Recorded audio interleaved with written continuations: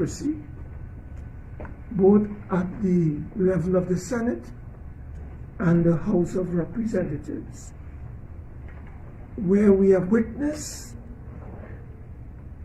rich and well-established parliamentary procedures, standing orders, and conventions being breached, trampled upon, contaminated, subverted, and even eroded by this desperate, diabolical, and dictatorial, wrongly led administration. You would have, when we look at today's Newsday, on page 5,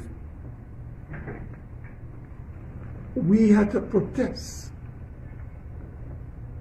yesterday in the Senate. We came to do the people's business as we are appointed by our leader, the United National Congress, political leader, and the leader of the opposition, representing over 310,000 citizens in our country, and more, because when we speak on behalf of 1.4 million citizens. And we came to perform our duty, but because of the incompetence, the visionless and clueless nature of this regime, right foot does not know what left foot is doing. Right hand doesn't know what left hand is doing. So we are summoned to the parliament via an order paper to do the people's work, only to be told that we have to adjourn. After 30 minutes or less, we were asked to adjourn. You know why?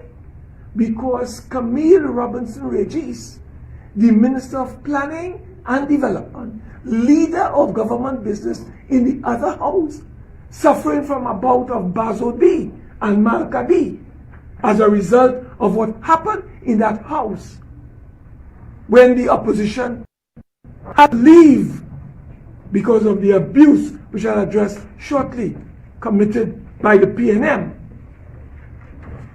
in the last period when we were there.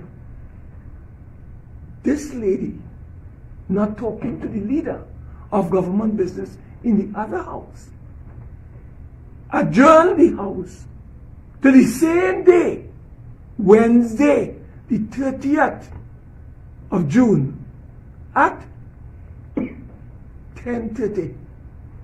We were summoned to attend a meeting at 10 a.m. So the house is adjourned to 10:30 a.m. We in the Senate adjourned to 10 a.m. So the two houses clash, met at the same time. I bring this to your attention to show you that there is absolute chaos, no planning, no coordination, like headless chickens all over the place with no organization. Members of the media, there is absolutely no doubt that this current PNM administration constitutes a clear and present danger to our democracy. Over the past 6 years, this kleptocratic PNM administration has undermined, compromised, subverted, and eroded a number of very critical national institutions in our nation. They have undermined the Police Service Commission, the Public Service Commission, the Elections and Boundaries Commission, the Central Bank, the University of the West Indies. They are now trying to interfere with the selection of a police commissioner. And therefore, these are dangerous and disturbing developments in our country. And now they have now reached to the seat of our democracy, which is the parliament. So that yesterday, June the 30th, you would know that the world celebrated the International Day of Parliamentarianism. This day was established in 2018 through a United Nations General Assembly resolution. Members of the media, strong parliaments constitute the cornerstone of any genuine democracy. Strong parliaments represent the voice of the people. Strong parliaments pass good laws, allocate finances to implement laws and policies, and most importantly, hold governments to account. And therefore, parliaments work to make sure that policies benefit all the people, especially the most vulnerable. So instead of Trinidad and Tobago joining the world in celebrating the day of what is called parliamentarianism, we had to engage in a militant defense through protests and walkouts and not attending yesterday's session merely to demonstrate to the country and to the people our absolute disgust over the reprehensible conduct of this Keith Christopher Rowley's led administration, whose actions and decisions have been highly undemocratic and grossly dictatorial.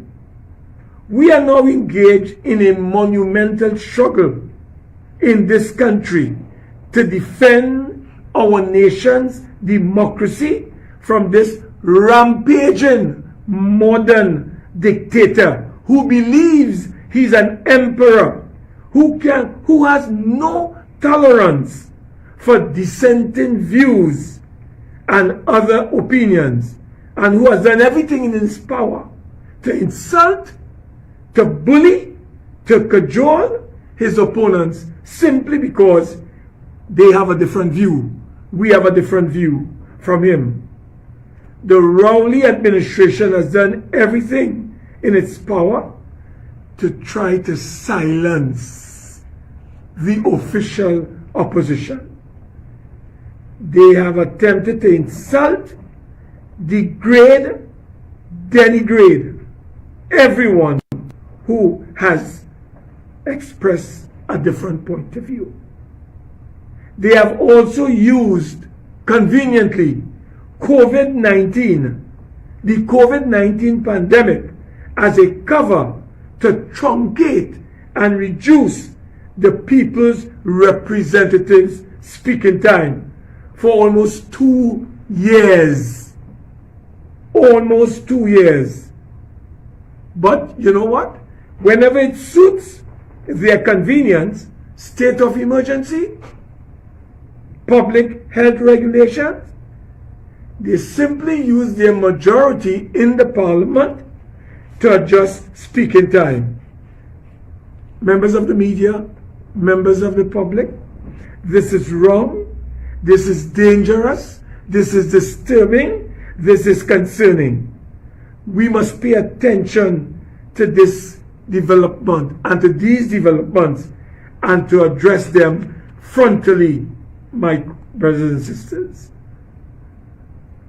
Rowley and the PNM are trying to establish a dictatorship in Trinidad and Tobago, and we will have none of it. We will defend our democracy with our lives. We just have to look at the unparalleled and unprecedented behavior of this Prime Minister in the House in the last 48 hours to fully appreciate the extent of the threat and danger he and his government pose to this country's democracy. My brothers and sisters of the media, I brought with me today these standing orders. These are the rules that govern our conduct and govern the business and the management of the business of the two houses of Parliament. There is a standing order in this House of Representatives, Standing Orders 46.2. What does 46.2 say? It is entitled Right of Reply. When you're reading these standing orders, they must be read holistically. What this means is that if a motion is brought by the opposition and that private member's motion or any other motion is critical of the government, under Standing Order 46.2, the government can wind up the debate. Listen to what I'm saying carefully. Under 46.2 of our standing orders, if a member of the opposition brings a private member's motion or any motion that is critical of the government, these standing orders under 46.2 gives to the government the right to feel a minister as the last speaker in response to this private member's motion. Members of the media, what did our Prime Minister do?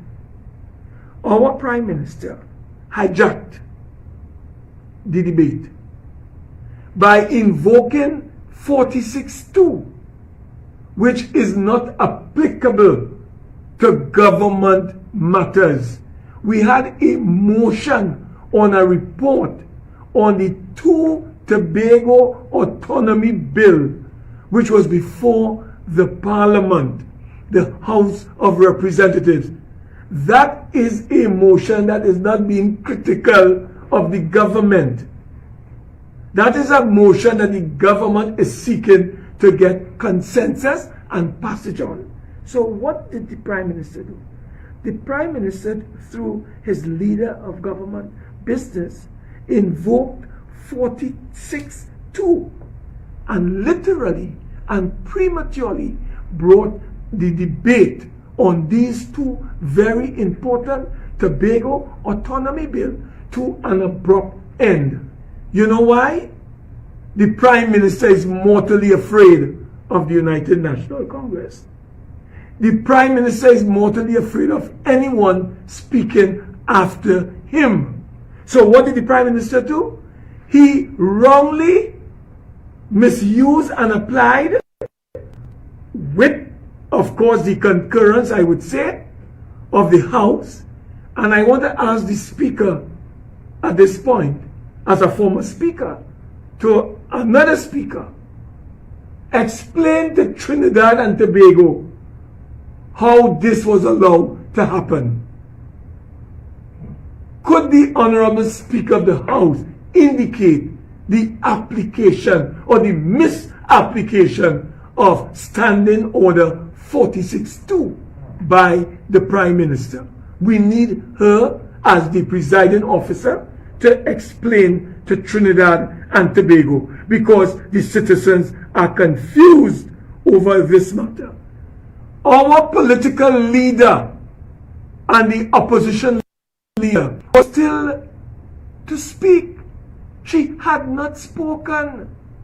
She was waiting to speak because we knew that Camille Robinson moved this motion, and Camille wasn't sick. She didn't have an emergency. She was not out of the chamber. She sat in the chamber and then said to the world in amazement, I have conceded my time of 1 hour that she was entitled to based on the earlier motion to wind up the debate, told the world that she has conceded her 1 hour to the Prime Minister. So after the Prime Minister spoke for 1 hour, he was allowed to speak for another hour. Members of the media, I looked through these two standing orders, sets of standing orders. and I saw no provision, no standing orders that allow any member of parliament to cede their time to another. There are 54 Commonwealth countries in the Commonwealth, and we don't know of any that has such a provision. We challenge the Prime Minister, who hijacked the debate in order to frustrate and disallow our 4 speakers from contributing to these 2 bills, to quote, to identify, to point out any Commonwealth country with such a provision. It is not in our standing orders. So Camille Robinson Regis and the Prime Minister were totally wrong. They abused the Parliament. They abused the standing orders. And I want to ask the Speaker again, as the guardian of our democracy, as the protector of all our immunities, privileges and rights, the population is asking the Speaker of the House of Representatives to explain to the country where in this standing order, House of Representatives, there is a provision that gives a member the right to cede his or her time to another. We would like the Honorable Speaker to clear the air for Trinidad and Tobago on this matter. This is a catastrophe that has taken place in the Parliament, in which the Prime Minister and the leader of government business, they have all come together to undermine our parliamentary democracy. So they have undermined the university, they have undermined the central bank, they have undermined the Police Service Commission, they have undermined the Public Service Commission, and so many other national institutions. And they have now come to undermine, subvert, contaminate, and compromise the Parliament of the Republic of Trinidad and Tobago. So we want to put them on notice that we are not going to take this lightly. This is a serious breach of our standing orders, and we need answers from the Speaker of this House of the House of Representatives. I was a former Speaker. I served from 2010 to 2015, and I've never experienced something like this, where a member can stand up in Parliament and tell the House and the Speaker that I am conceding 1 hour to another member. That is unheard of. We think that, for instance, this assault on our democracy by the Prime Minister and his government is totally unacceptable, must be condemned in the strongest possible manner, and we call on civil society, we call on the churches, we call on the trade unions in this country, we call on the business community to stand up and take note of what is taking place and to speak out. I remember a famous quotation from a pastor when he was placed in a concentration camp by Adolf Hitler during the Second World War, when Adolf Hitler was in charge of Germany, and he left a famous message for all of us. You see, silence, at times, as Martin Luther King said, constitutes betrayal. Betrayal of a nation. Silence is no longer an option in our nation. We must speak out. Naimola left this with us when the first came. He said when the first came, that is it, German fascists. I was not a communist. I did not speak out. They wiped out the communists. Then they came for the socialists. I was not a socialist. I did not speak out. Hitler wiped out the socialists. Then they came for the trade unionists. I did not speak out because I was not a trade unionist. Then they came for the Jews. I wasn't a Jew. I did not speak out. They wiped out the Jews. It is time for us to speak out. Enough is enough. I want to say before I hand over to my dear friend, Senator Jill John, I want to deal with a particular matter. There has been recent commentaries on the efficacy of our standing orders that were introduced by a very progressive and forward-thinking People's Partnership Administration under the former Prime Minister, Kamla Persad-Bissessar. I was then Speaker of the House. May I place on the public record that the People's Partnership Administration, and given the support of all members of the both Houses of Parliament, and more so the House of Representatives, introduced in 2014 revolutionary and far-reaching changes to our standing orders. Those standing orders were in existence for 53 years, from 1961 until they were reviewed and comprehensively repealed in 2014.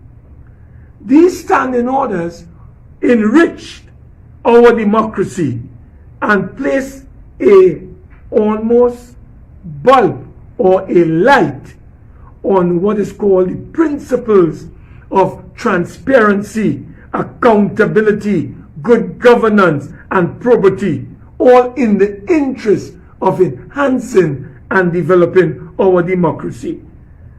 Let me share with you briefly some of the revolutionary provisions that were introduced in order to enhance democracy and to promote transparency and accountability. We introduced the Prime Minister's question time. That was never in our standing orders. That was a revolutionary introduction, and we, of course, piggybacked on the British experience. We introduced and formalized urgent question that can be raised 1 hour before any sitting of the Houses of Parliament. We enhance what is called the Joint Select Committee or the committee system, where we can hold the executive to account and bring it to book. We introduce a measure that would break any tie, like we had in 2001, 1818, and we couldn't elect a speaker. There are now provisions that will never allow that to occur in the future. A speaker, even if you have a tie, will be elected. We also address the crossing of the floor act by any member who comes to Parliament on a party ticket, crosses the floor and says he's an independent. Once he resigns from that party, the party can write the speaker, and provisions are there to declare that member seat vacant. That was never there. Petitions used to be sent in by groups and organizations, lay on the table for years, gathering dust. That is no longer so. When you send a petition, it goes to a minister. Within 30 days, if it doesn't apply, it goes to a Joint Select Committee for action. These are some of the provisions that we introduced in the Parliament to strengthen our democracy. And I haven't seen anywhere in our standing orders where we have made anyone more autocratic by enhancing their powers. I haven't seen in any standing order where we have given such power. So I think it is necessary to clear the air on this matter. And for all of those persons who are misleading the country and are basically misguided, I challenge them to bring the evidence to contradict what I have outlined and show us and the people where there is any standing order in our standing orders of 2015 that enhances the power of any individual office holder within the Parliament of the Republic of Trinidad and Tobago. I rest my case for the moment, and I now invite my colleagues, Senator Julian John, who will deal with this matter of these bills and what the government is seeking to do with the people of Tobago and blaming Kamla like if Kamla is Prime Minister. He has an obsession, a creepy obsession with our leader, just to distract the nation. But Julian John will deal with that more. So I now invite Julian to address it. Thank you, Senator Mark. Thank you, members of the media.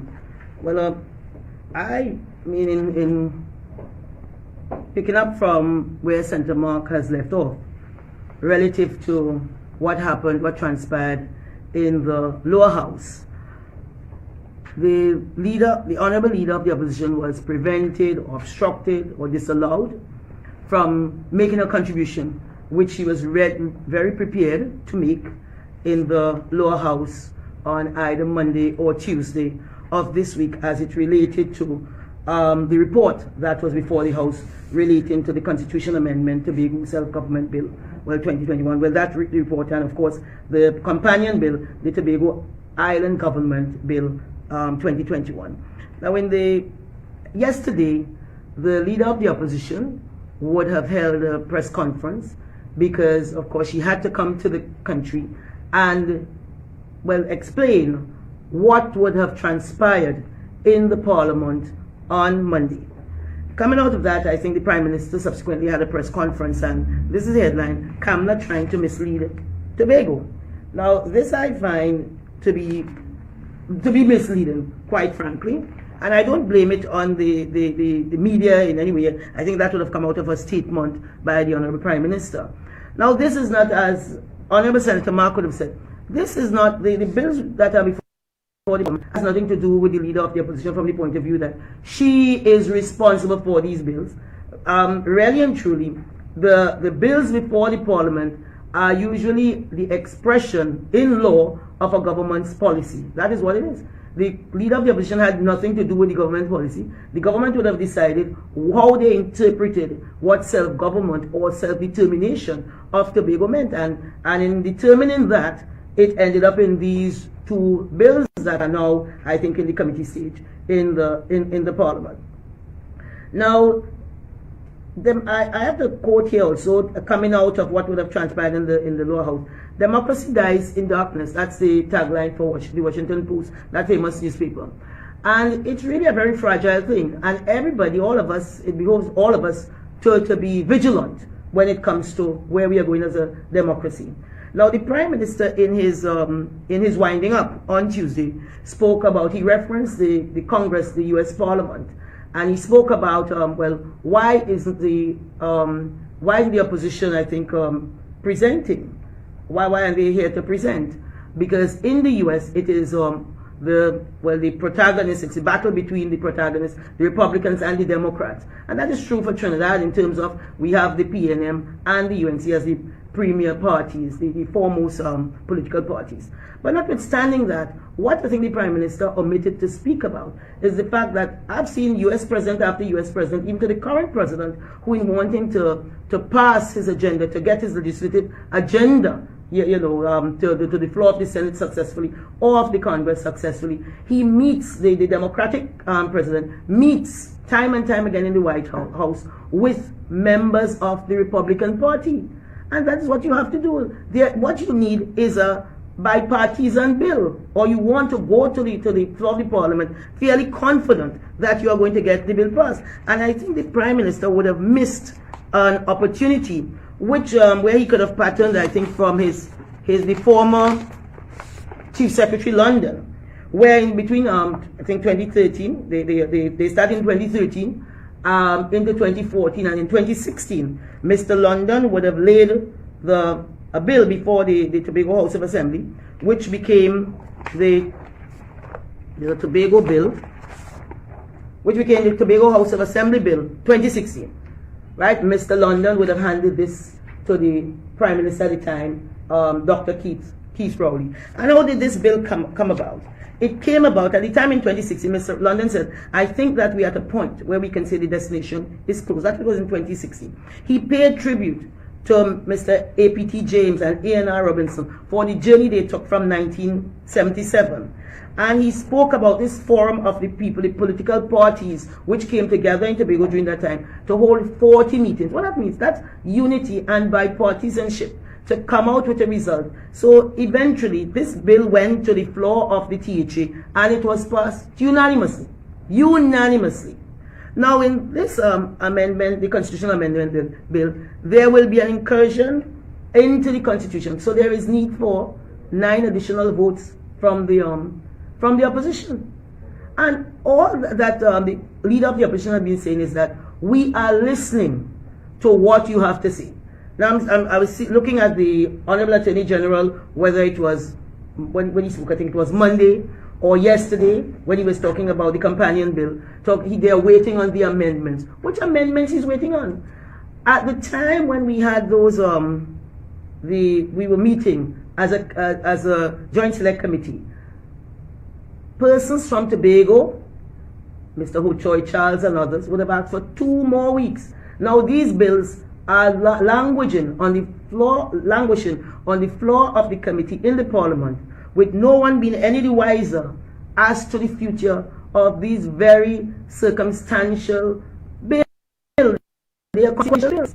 They are consequential for Tobago. I'm a Tobagonian, and I know what the passage of these bills, but the bills that express the wishes of Tobago, not what you want, is what the wishes of Tobago, what they are saying that we want. And if it is, now Tobagonians are very pragmatic people. They are not asking you for everything. They are saying, even if we can't get this or that, why don't you come back to us and let us discuss it? So, for instance, I'm going back to 2013, when the Kamla Prasad Bisesa People's Partnership Government would have sent a bill to Tobago. They call it 2013. We have had many of these bills. Tobagonians have been waiting for 44 years for this for this self-government and this self-determination. And I think that is why the leader of the opposition is adamant that the will of Tobago must be expressed. It's not what the PNM wants or the PNM Tobago Council wants. It's what the people of Tobago want, and that includes everybody in Tobago. You see, the Prime Minister only wants to talk to those who are in agreement with him, which are the members of his party.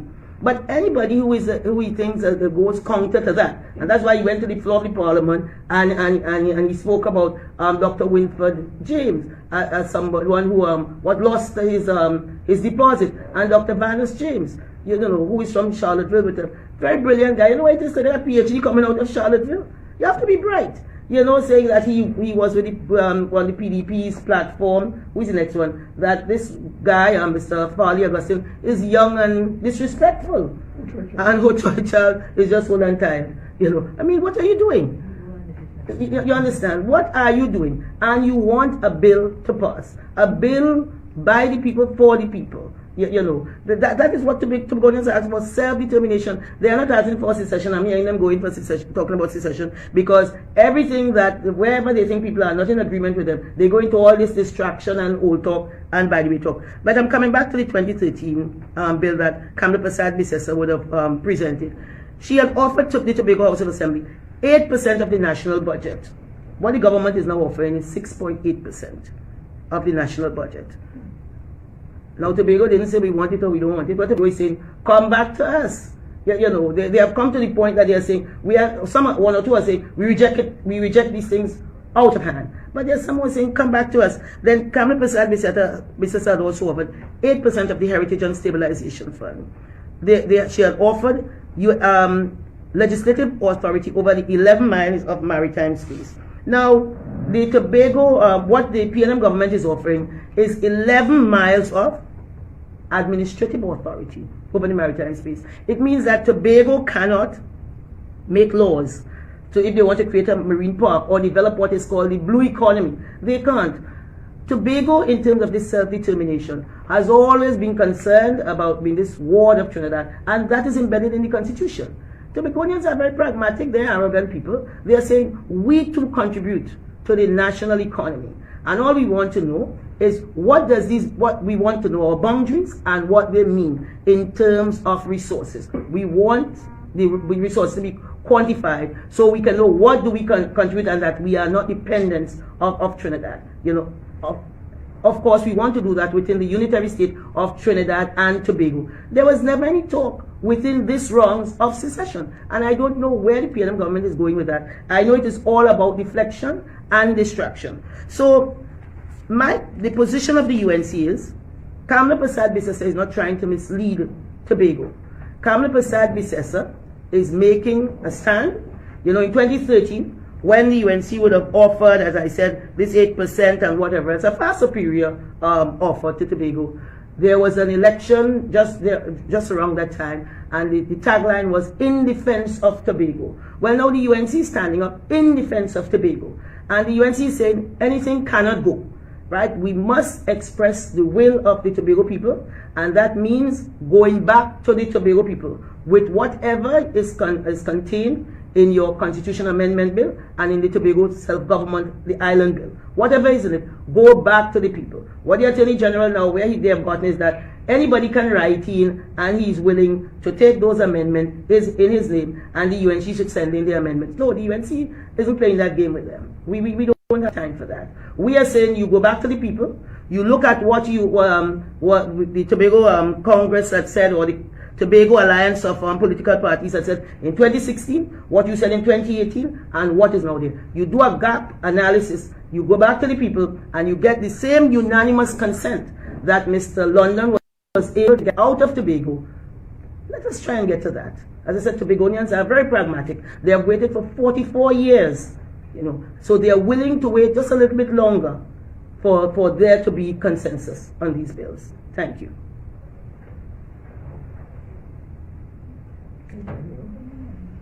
Yes, members of the media, may I invite any questions that you may wish to clarify, or any areas that you would like to raise at this time? Good afternoon, Senator Martin, from the newspaper here. Two quick questions from me. I would understand that during the Senate sitting yesterday, Leader of Government Business Clarence Ramara claimed that he would have raised the issue of the two houses sitting at the same time, to which he said that you said that this would be a thing, it was quote a logistical nightmare. Is this something that you really said, or you didn't agree with him at the time, or what was the cause of the discord? Well, let me just explain. What happened is that we met, I think Tuesday the 22nd, if I'm not mistaken, was the last day that we met, and we adjourned a date to be fixed. So we were only informed Monday evening at around 7:30 through an order paper that we have a sitting on Wednesday at 10 in the morning. So I contacted all my senatorial colleagues, informed them that we have been advised of this development, which came as a surprise, but we are workers, so we are prepared to adjust. So we are prepared, because we have two bills on the order paper, for that sitting on the Wednesday at 10 a.m. only to witness on the evening of Wednesday, the House is adjourned for 10:30. The following day, which is on Tuesday, we are seeing where they are coming the same day. So the House met on Monday and Tuesday, and on Tuesday evening they moved to adjourn the House until 10:30 Wednesday. So obviously that caused some concern. So I communicated with my friend, and I said, listen, what is going on? How can we meet jointly? This has never happened before. So I communicated with him on this matter. He responded by telling me it will be dealt with simultaneously. In other words, the houses can sit simultaneously. I then responded in writing by saying this will constitute a logistical nightmare. How can this happen? Because we don't have all the personnel. So I did tell him that if we are going to meet simultaneously, it will constitute a logistical nightmare at the material time. Now, we didn't expect him, we were expecting him to at least take action as to where we are going with this particular development. So I contacted him a little later on in the evening of Tuesday evening, about 8, and I asked him, could you clarify for me what bills we are dealing with? Because the last communication I got from him before another one came at 11 in the evening was that the two houses will sit simultaneously. And I think he also indicated that he's going to seek some advice. From who, I don't know, but he said he was going to seek some advice. Now, I called him at around 8 o'clock and I asked him, what are the bills, what bills are we dealing with and in what sequence? He said we deal with mutual matters of Mutual legal assistance. Mutual criminal assistance matters, that's the first bill. And the second one was a miscellaneous bill dealing with the SRPs and the Police Complaints Authority. So I communicated with my colleagues and I said, this is the order. Lo and behold, I am taking a rest, and at around 11 o'clock in the night, I felt a message coming through. So I didn't take it on. Later on in the evening, about maybe 11:30, I looked at it and I saw a message coming from the leader of government business, indicating to me, I want to read it for you, so at least you understand.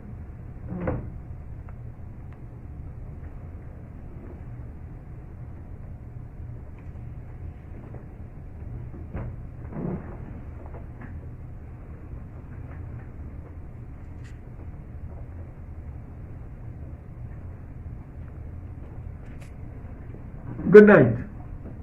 That's the message. I have advised the clerk that we would adjourn at 10 a.m. without doing any business on the agenda. The government will have the requisite 10 members, attend for the purpose of a quorum. End of message. I say, well, look, leader of government business can't be serious. Because when an order is given to us to come to the Senate, all of us have to come. And it's only us can determine if there's going to be adjournment, not no one individual. So we just ignored this message completely. And we proceeded to do the people's business on the following day, which was the Wednesday morning. Only to see not 10, as I was told, but the whole Senate from the government bench, 15 members. They came with 15 members, and I came with our 6 members. So we came, and the independent had 1. So 8 people were not on from the independent bench. They were absent. Maybe they were told to stay home, don't come, and they didn't come. But we came, Mr. Superville, do our work on that day, only to be told that, listen, we have to adjourn, you know. Why we have to adjourn? Because the Attorney General, who has to pilot these 2 bills that I just mentioned, has to deal with another bill in the other place. So you didn't know that in advance? You didn't know that? Camille Robinson-Regis didn't communicate with you, or you communicate with her? That, listen, we are having a sitting at 10 a.m. How can you have a sitting at 10:30? Total confusion, lack of coordination, mismanagement of the whole situation, and then asking us to stay at home. This is what this message was telling us. Don't come to the parliament. We will have 10 members to form a quorum, and at 10 o'clock, we will adjourn. Now, if you understand parliamentary practice and procedure, no individual member of parliament, including the leader of government business, can adjourn a house at 10 a.m. He can only adjourn the house after we have completed questions on the order paper and they going on to public business. So had I taken on this basket case that he sent me, all my questions that I had on the order paper, 3 of them would have just disappeared. I wouldn't have been there to answer my questions. So at the end of the day, there was some confusion in the government management of this whole sitting of the Senate. We ought not to be dislocated as we were, because the other place, not in communication with the upstairs, that is the leader of government business, Karen Rambarat, not in communication with Camille Roberts, and what you have is total confusion. So yes, I did tell him, based on when he told me, we will sit together. There will be simultaneous sittings. And I responded, I said, that is going to be a logistical nightmare. Because I've been in Parliament for over 25 years. And now that we have 2 chambers, since we came back to the Red House, we have never had simultaneous sittings. Because if you do have that, you need staff. You need staff. So clearly and so on, there was some confusion on their front, and we got caught up in their confusion. But we stood very firm in coming out there on Wednesday at 10 o'clock, 10 a.m. to do the people's business. And I was able to ask my questions. I was able to get answers. And when it came to the adjournment, I protested on behalf of my bench. I said, we came here to do the people's business. And we are not going to support any adjournment till next Monday. Of course, we are in the minority. No independent outside of the support church. And the vote was taken in their favor. So that is the end of the story insofar as the logistical nightmare matter that you raised. It was in a context of I being told we will meet simultaneously. And I said, if that is the case, it will be a logistical nightmare. Okay, understood that. Outside of the issue of the Senate now, in terms of the law house and the bills and the people, there are some concerns or queries rather that it may not be the most appropriate for a senator to be speaking on matters in the law house. What would you respond to or say to that? When you say a senator, is it an independent senator? The senators and yourself. To speak what? On matters in the law house. No, I'm a member. I'm not speaking on any matters in the law house. All I'm asking a question. I have a right to ask a question. Now, at the end of the day, all of us, regardless of what position we hold in the Parliament, we are citizens of this country. And if we see certain things taking place in the Parliament, we have a right to speak about it. These are matters now in the public domain. Of course, and in the public domain. The Prime Minister had a press conference. All we heard from him yesterday was the usual ranting, blame Kamala, where Kamala. But apart from that, he has brought it into the public domain himself.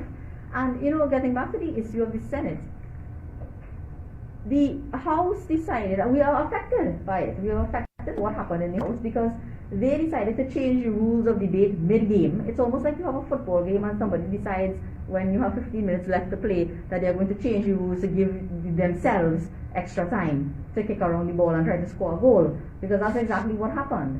And because of that, and because of their mismanagement of their business in the House, we were affected and we were dislocated on Wednesday. Right? We spent our time preparing to go and do our work in the Senate on Wednesday, and then they just simply, because they needed to give the Prime Minister, decided to come up with some rule, as Senator Mark says, doesn't exist anywhere in the Commonwealth, to give and to cede time to the Prime Minister so that he could rant and rave for 2 hours and criticize everyone who has opposed him. All of these leaders, people that we consider to be leaders in Tobago, he stood there in the Parliament for an extra hour to lambast them. And carry on about it, and so that they had to spill over into Wednesday. Now that affects all of us, so we have every right to comment on it. It's not a matter of we are sitting in the Senate and we cannot comment on what is happening. We have a right as we have been affected by it, and secondly, because we are citizens of Trinidad and Tobago, and any right-thinking citizen of Trinidad and Tobago should be commenting on what they see taking place, the use of the standing orders and the railroading of parliamentary procedure by the Prime Minister and the PNM in the House of Representatives. It is not a matter that you must stay silent on. Nobody, as Senator Mark said, nobody should remain silent about what is happening there. You know, I want to draw your attention to one thing, and I think it's important. We had a motion that was debated on Private Members' Day in the Senate where we talked about the fact that the PNM, again using the standing orders and using the majority, cut the speaking time. Cut the speaking time, and the reason being for COVID.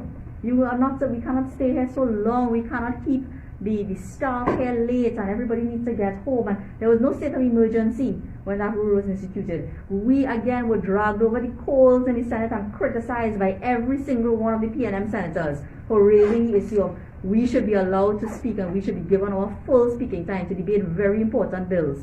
Things like the procurement legislation, things like the evidence amendment bill, things that affect the rights of citizens of this country.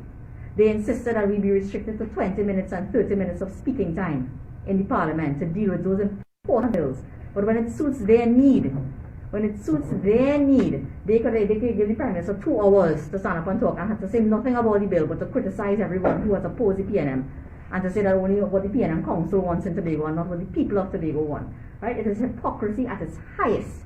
And I would urge everybody to go back and look at the debates. When we dealt with it, it was on the 23rd of February and March. There was no state of emergency then. But every PNM senator came out and said that it's so unfair that we want our full speaking time. It was unfair to the staff of the parliament and COVID took a holiday to give Rowley 2 hours to talk.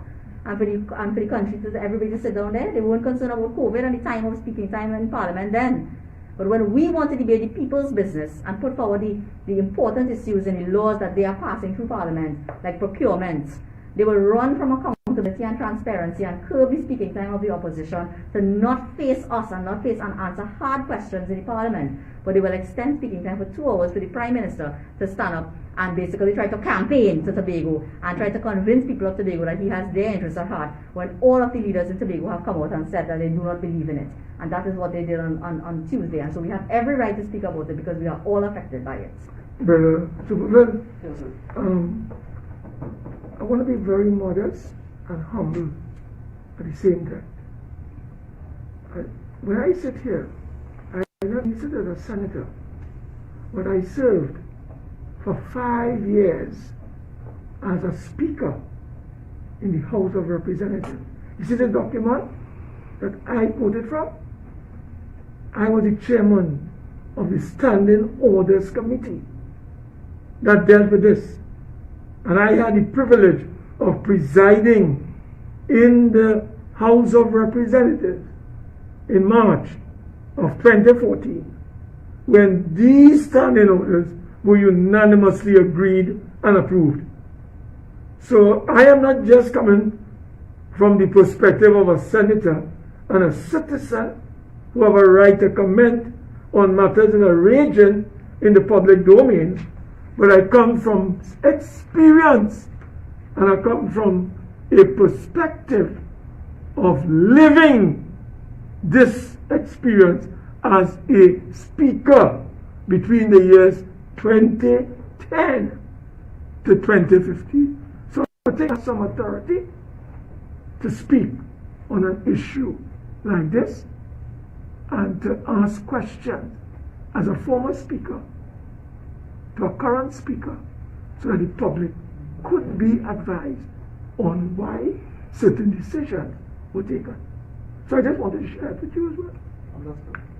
One quick question to Senator John.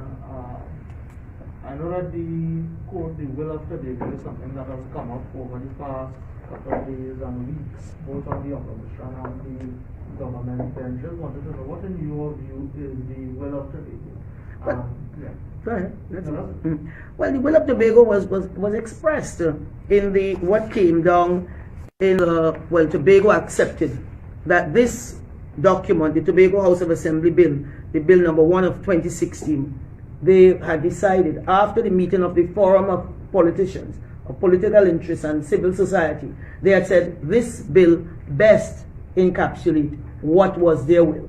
And when it showed up in the Parliament in 2018, they said it was far removed. But even then, that I think was it the 11th Parliament would have gone through. There would be an extensive consultation again with it. And Tobago would have said the gap between the 2016 and 2018 was very wide. And the 2020-21 bill, the one that is now on the floor of the Parliament in committee, they are saying we don't recognize that one at all.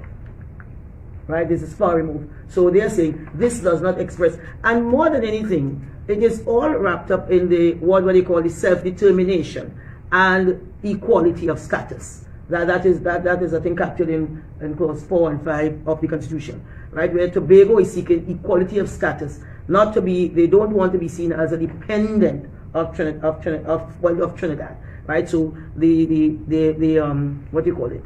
The equality comes after the self-determination, but the self-determination in terms of the resources will treat with the Tobagonian and the feeling of equity in this relationship of the unitary state. Well, I think even more so to add to my colleague, the will was expressed of the people in the 6-6 vote that took place. That was the will of the people. So we have the PDP that represents half of the electorate, and they believe that what we brought in 2013 by the Honorable Leader Kamala Prasad Assessor was even better than what they have brought recently. And just to add to that, in the report which is now in a public space that anyone could go and read, the report that is being debated, clause 20 said many in Tobago felt that their views and needs were largely overlooked by the government in Trinidad. Actually, the average Tobagonian felt that there was little opportunity for Tobago to influence national decision making, and then it goes on to clause 22. This feeling of marginalization by Tobagonians has lingered throughout the 20th century and continues into the 21st. So it's picked up in the report that is now laid publicly. You understand? Yeah. So the report recognized that. So how do you fix that? They decide to fix it with these two bills, the Constitutional Amendment Bill and the one which will replace the THA Act of 1996, 40 of 1996. That is where it is. Based on what you are hearing coming out of Tobago, Tobagonians, I'm a Tobagonian, but not me. We are just reflecting what is being said now. They are saying this does not reflect what they had asked for. Right? The 2016 bill is closer to that, and then you are hearing the 2013 bill of the Kamala Prasad Assessor government is far superior to it. I was recently the leader of the government of the Tobago PNM Council, Tracy Davidson Celeste, accused the UNC of not supporting the bill by also refusing enhanced monetary allocation and the ability of the island to make their own laws. Is there anything you'd like to say in response to that? Well, in terms of the ability of the island, Tobago can make their laws. As a matter of fact, this bill, the 2016 bill, came down because of a unanimous debate, and it came down into Trinidad. I think that is part of it's been embedded in the Constitution, where the Tobago laws made in Tobago comes to the House. But in talking about that, now what Ms. Davidson is not saying, I don't know, I really don't want to get into the people saying. There is something called some addition to these bills. This, what you call them, is these sections. Hold on, just bear with me. Schedule 1 and 2. Schedule 1 of the Tobago Island Government Bill. It tells you in which list of matters for which the Tobago Executive Council shall have exclusive administrative jurisdiction, and Schedule 2 says where they will have, I think it's legislative, right, law-making ability. And what you're looking at, it's very nice, but it has a lot of except for. So they could make laws on 42 areas, but they can't, except for 52 areas, they can't make laws. And more importantly, they can't make laws to develop their, in terms of town and country planning, and so they can't develop what is obvious to Tobago, the blue economy.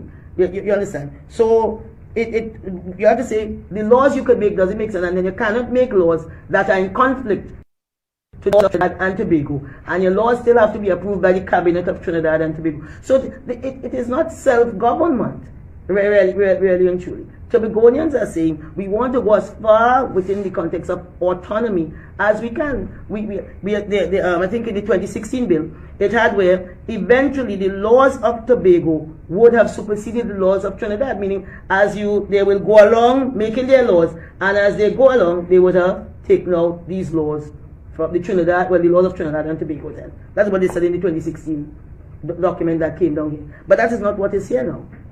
Right? You have, yes, they will have some ability, but the cabinet still has to approve it. Even the borrowings. Okay, Tobago can borrow now, but Tobago could borrow now. As it stands with the THA Act. They can borrow now.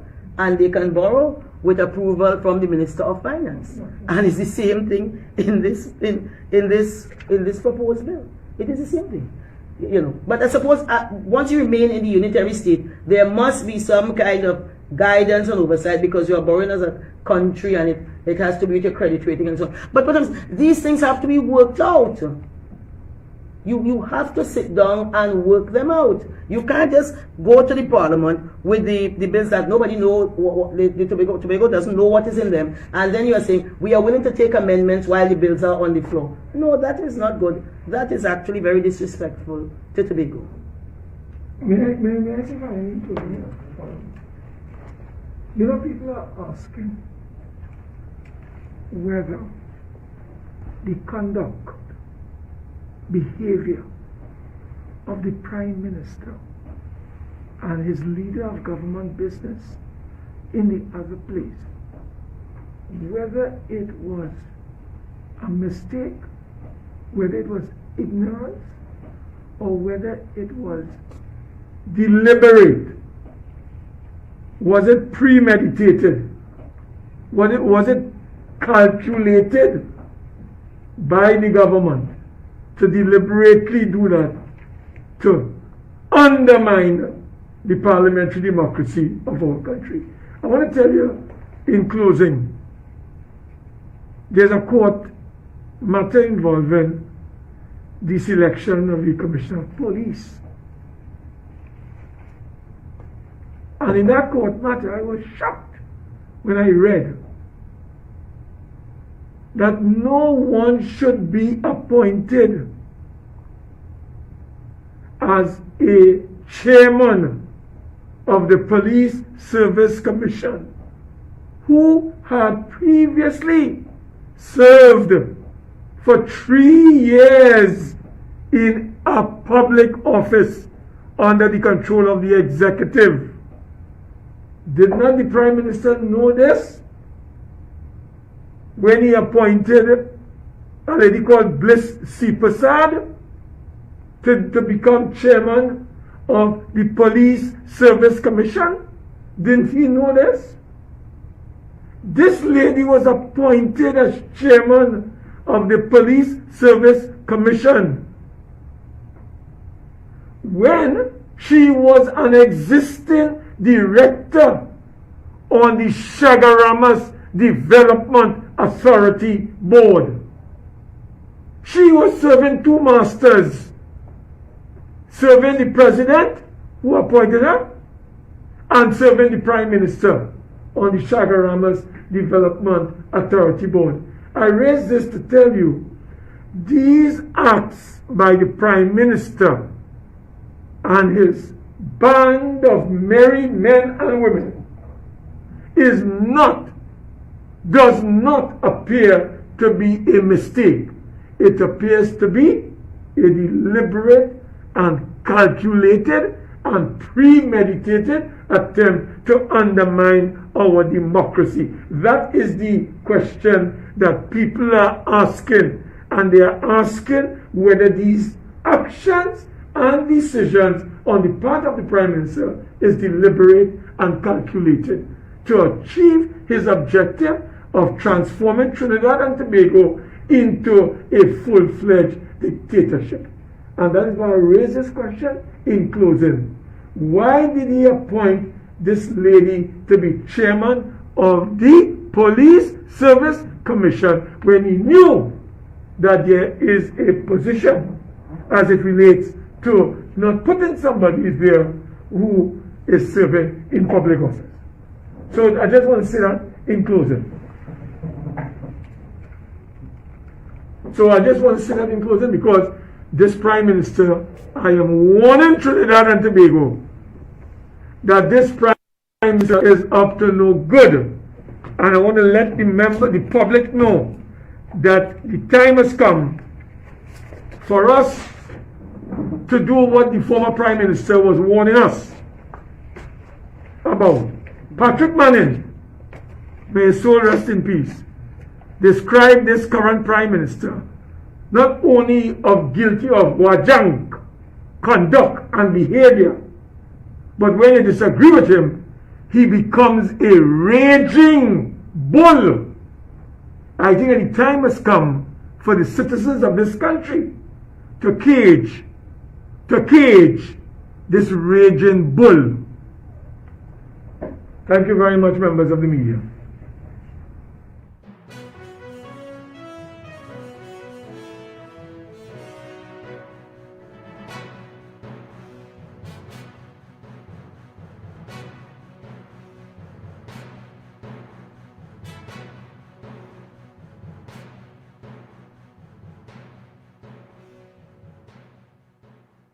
Blessings to all.